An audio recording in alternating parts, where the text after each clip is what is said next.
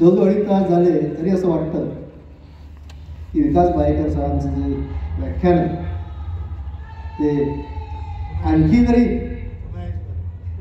जरी 1 तास 2 तास जरी चाललं असतं तरीही त्या प्रत्येक शब्दात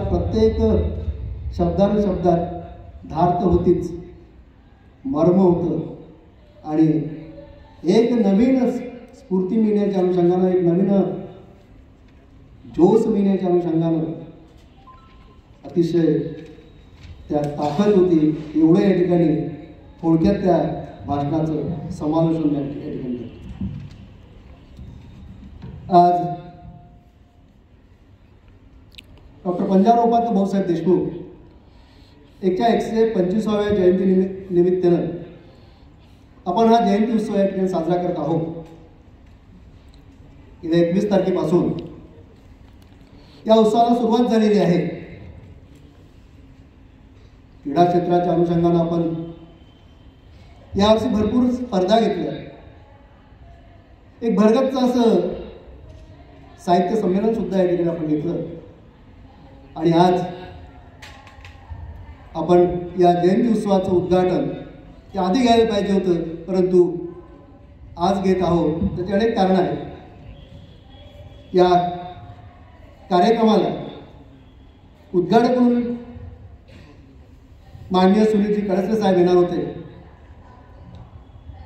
आपल्या बुलढाणा जिल्ह्याचे SP, परंतु गेल्या 7-8 दिवसापासून सरांची तब्येत खराब आहे आणि म्हणून साहेबांनी मी जरी नाही आलो तरी माझ्याच ताकदीचा माणूस या ठिकाणी मी पाठवतो असं मला सांगितलं.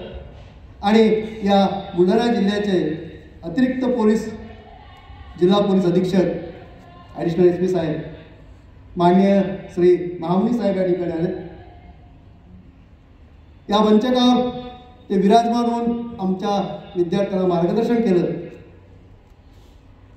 त्याचबरोबर या कार्यक्रमाला प्रमुख वक्ते म्हणून आम्हाला दरवर्षीच ज्या व्यक्तीची गरज भासते असं म्हटल्यापेक्षा त्यांची आम्हाला आवर्जून आठवण होते आणि त्यांचे विचार ऐकण्याची आमची जी जिज्ञासा असते असं हक्काचं वक्ते आणि प्रत्येक भाषणात काही नाविन्य असलेलं हे व्यक्तिमत्व म्हणजे आमचे मित्र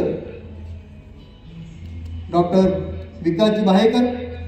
मित्र याच्यासाठी म्हणतो की या महाविद्यालयात आलो तेव्हापासून सरांचे आणि आमचे संबंध निर्माण झाले. या महाविद्यालयात याच्या आधीपासून त्यांचं नाव आम्ही ऐकून होतं. अनेकदा त्यांच्यासोबत या ठिकाणी वेगवेगळ्या माध्यमातून कार्यक्रमात जाण्याचं सुद्धा भाग्य आम्हाला लाभलं आणि अतिशय जवळून विकास बाहेकरांचं व्यक्तिमत्व आम्हाला अभ्यासता आलं, त्याचा सहवास आम्हाला मिळाला. या कार्यक्रमाला प्रमुख उपस्थिती म्हणून आमच्या छोट्याशा शॉर्ट नोट्सला मान्यता देऊन या ठिकाणी मुक्ता कदम मॅडम यांनी सुद्धा आमचं निमंत्रण या ठिकाणी घेतलं आणि त्या या कार्यक्रमाला येऊन आमच्या महाविद्यालयातील विद्यार्थ्यांना अतिशय ओजस्वी शब्दात अतिशय चांगल्या प्रकारे मार्गदर्शन केलं. त्यांचं सुद्धा या ठिकाणी मी स्वागत करतो.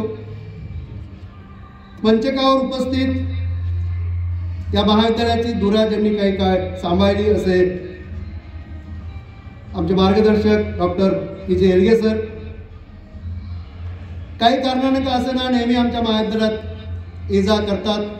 त्यांचा हसमुख चेहरा आम्ही बघतो आणि आम्हालाही स्फूर्ती मिळतात असे आमचे मार्गदर्शक बाळासाहेब काकडे, ॲडव्होकेट बाळासाहेब काकडे.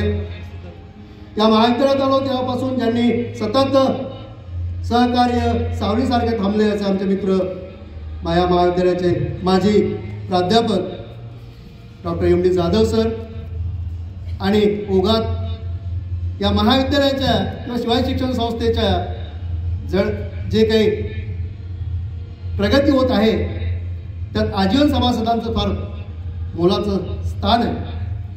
मी त्यांचं नाव याच्या मागं ठेवलं की ते या ठिकाणी मी या महाविद्यालयाचा मालक नाही, या संस्थेचा मालक नाही असं नेहमीच सांगतात. मी या महाविद्यालयाचा कर्मचारी आहे हे हक्कानं सांगतात.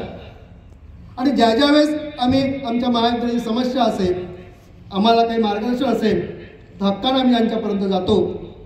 असे श्री शिवाजी शिक्षण संस्थेचे आजी सभासद आणि जिजामाता महाविद्यालयाच्या महाविद्यालय विकास समितीचे सदस्य सन्माननीय सदस्य प्राध्यापक जगदेवराव बाहेकर सर, मंचकावर उपस्थित तिन्ही शाखा प्रमुख आणि या जयंती उत्सवाचे प्रमुख doctor J J Jadhav sir, doctor Suresh Gavai sir, doctor Andhale sir, प्राध्यापक सोनोडे सर आणि ज्यांनी या महाविद्यालयाच्या विकासात मी आलो तेव्हापासून मला सतत साथ दिली, त्या महाविद्यालयाचा ए ग्रेड प्राप्त करण्यात ज्यांनी महत्त्वाचा वाटा उचलला ते IPC समन्वयक प्राध्यापक सुबोध चिंचोले सर. उपस्थित सर्व प्राध्यापक, प्राध्यापिका, कर्मचारी, विद्यार्थी आणि विद्यार्थिनींनी, आपण आज त्या महामानवांच्या जयंतीच्या निमित्ताने या ठिकाणी आपण जमलेलो आहोत. त्या अनुषंगाने जर आपण पाहिलं तर महाराष्ट्र हे राज्य देशात एक अग्रगण्य राज्य आहे, एक सुसंस्कृत असं राज्य आहे, शैक्षणिक दृष्टिकोनातून एक नावाजलेलं असं राज्य आहे. हे असण्याच्या मागचं सर्वात महत्त्वाचं कारण जर कोणतं असेल तर या महाराष्ट्राला जी प्रामुख्यानं 150 वर्षाची जी समाज सुधारकांची परंपरा लाभली, 1823 मध्ये